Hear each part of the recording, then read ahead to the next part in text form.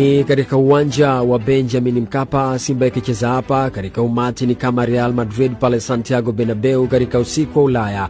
Ni Simba hii yenye mpanzu na kibu, kisha golini yupo Spiderman Pinpin Kamara. Ni ngumu Almasiri kutoka, ni rahisi sana kuangamia kupenya katika tundu la sindano kuliko Almasiri kuondoka na alama yote pale kwa Mkapa. Wana Simba nyie ni zaidi ya vichawa soka, ni zaidi ya mashabiki wa pale Anfield. Katika uwanja huu alishawahi kuja Al Ahly, atoka kucheza na Bayern Munchen akafa hapa.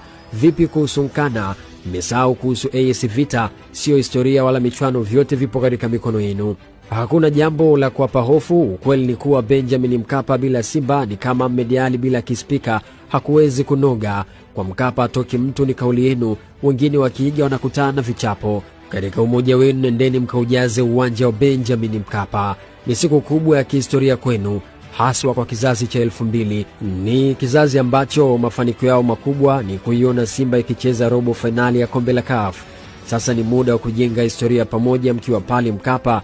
Kwa mara ya kwanza mnyama atatoboa nusu finali. Amini na waambieni, hii Simba yenu inavuka. Hapa Almasiri wamekuja msituni bila shoka. Jitoeni wana Simba, nendeni mkawakaribishe kuzimu, mkafanye fujo isoumiza na kuwafundisha wengine nini maana nguvu moja.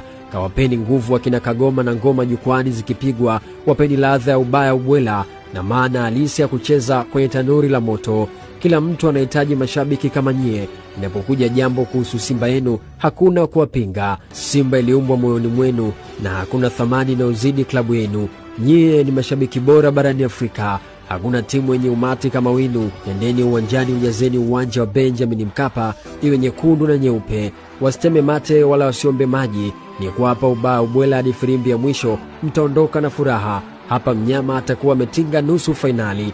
Kila laheri mnyama. Simba nguvu moja. Mimi ni Steve Champion. Tanuri la moto linarudi pale pale.